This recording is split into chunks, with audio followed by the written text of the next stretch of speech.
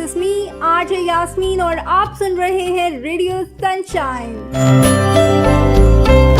Friends, आ जाइए comment section में लगवा दीजिए अपनी हाजिरी, क्योंकि ये है आपका अपना show book review with RJ Yasmin.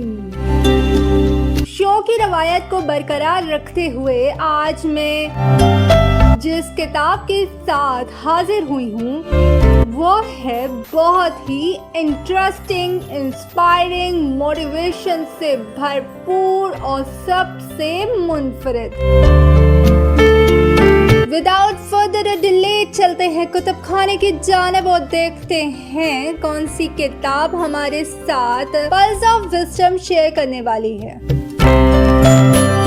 उससे पहले कीजिए चैनल को सब्सक्राइब, वीडियोस को लाइक एंड शेयर और कमेंट सेक्शन में अपना फीडबैक देना मत भूलिएगा, because this is the only way through which you can motivate us and encourage us. आज की किताब दरअसल एक ऐसे है जो हर खासो आम में यकसा मकबूल है। इस ऐसे का नाम है 3 Days to See, जिसे तहरीर किया हेलन केलन ने। रिव्यू की जानब जाने से पहले फ्रेंड्स, मैं आपको हेलन केलन के बारे में कुछ जानकारी देती चलूं। हेलन केलन 1880 में पैदा हुई, एक माया नाज अमरीकी मुसन्निफा, सोशल एक्टिविस्ट, मोटिवेशनल स्पीकर रही हैं। वुमेन राइट्स की अलमबरदार भी थी। She was the first blind and deaf person who owned a bachelor degree. ये पैदाइशी ब्लाइंड या डेफ नहीं थी, बल्कि जब 19 महीने की थी एक बीमारी के नतीजे में ब्लाइंडनेस और डेफनेस का शिकार हुई। ये साइन लैंग्वेज का इस्तेमाल करती थी टू कम्युनिकेट विद अदर्स। कहते हैं ना फ्रेंड्स, उस्ताद माँ बाप के बाद आपकी निगहदाश्त में अहम किरदार अदा करता है।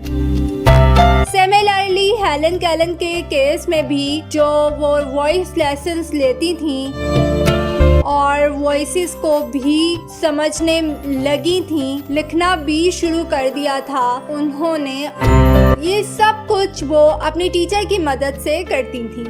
इन्होंने अपनी ऑटोबायोग्राफी भी लिखी है जिसका नाम द स्टोरी ऑफ लाइफ है, जो कि 1902 में पब्लिश हुई। इस ऑटोबायोग्राफी पे 2 मूवीज भी बन चुकी हैं, द मिरेकल वर्कर और ब्लैक। एन सुलेमान मेसी इनकी टीचर थी और लाइफ लॉन्ग कंपेनियन रही। 49 इयर्स तक इनका रिलेशनशिप रहा। Anne Sullivan Macy was also partially blind। ऐसे रिव्यू की तरफ जाने से पहले जिन लोगों ने अभी तक आरजे यास्मीन की प्लेलिस्ट को विजिट नहीं किया, तो है किस बात का इंतजार। एक से बढ़कर एक दिलचस्प बुक रिव्यू आपको उसमें मिलेंगे, तो just take a look. Without further delay चलते हैं हम अब अपने 3 Days to See की जानब। ऐसे का आगाज ही एक सवाल से होता है फ्रेंड्स।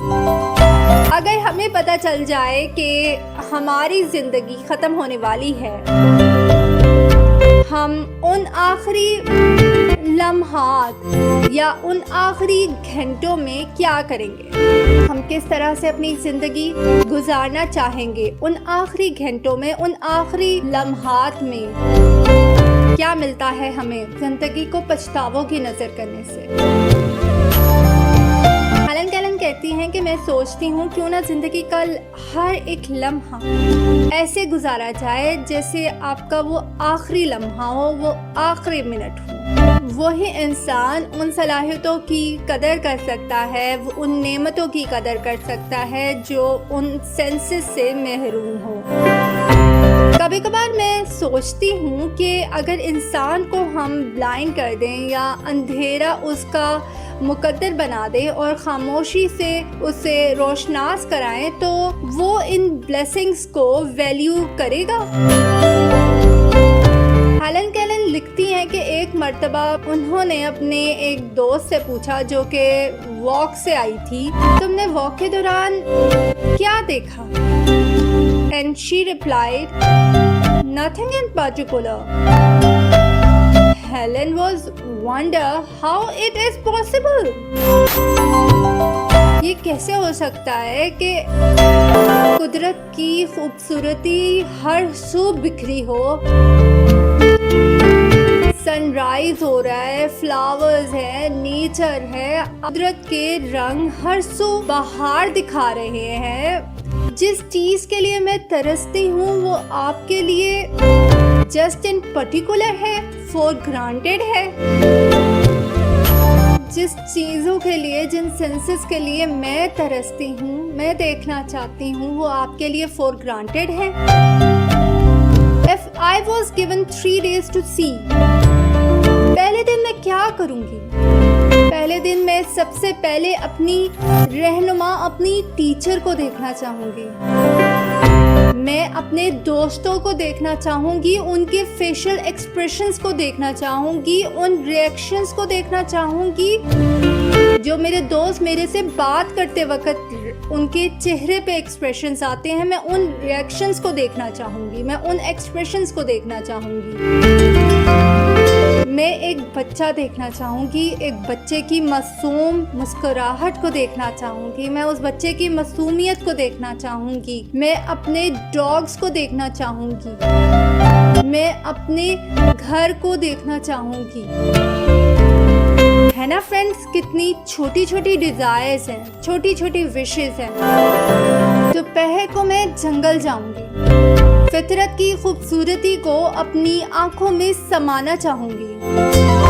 सूरज तलू होता है, वो कैसा मंजर पेश करता है, बादलों को अटकेलियां करते हुए मैं देखना चाहूँगी।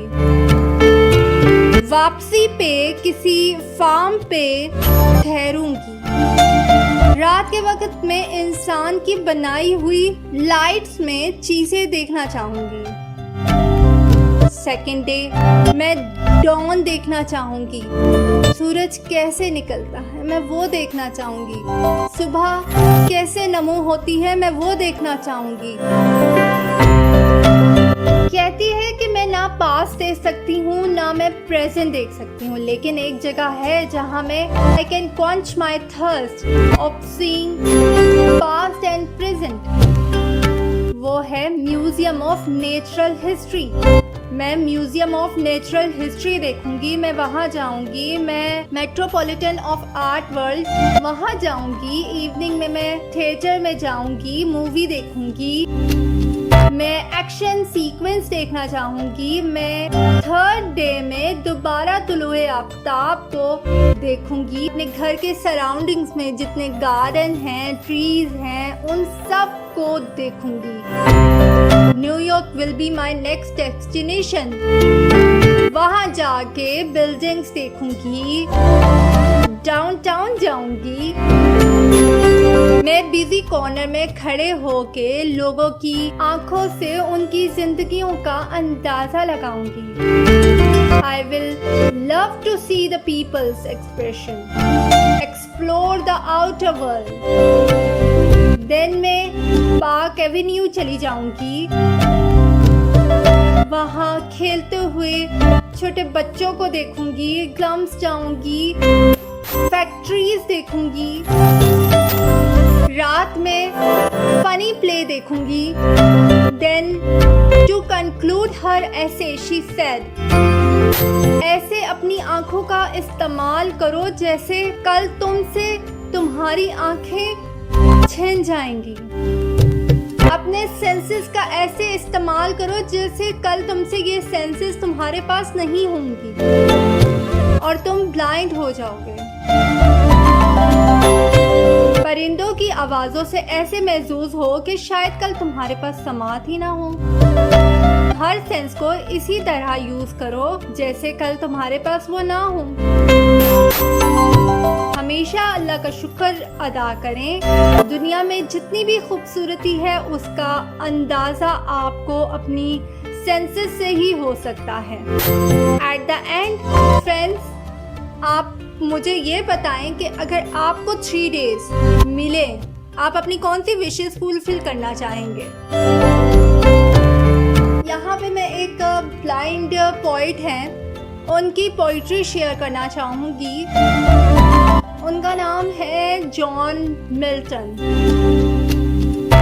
When I consider how my life is spent, when I consider how my life is spent, here half my days in this dark world and wide, in this dark world and wide, and that one talent which is dead to hide, lodged with me useless, though my soul more bent, though my soul more bent, to serve there with my maker, to serve there with my maker, and present my true account lest he returning chide, my true account lest he returning chide.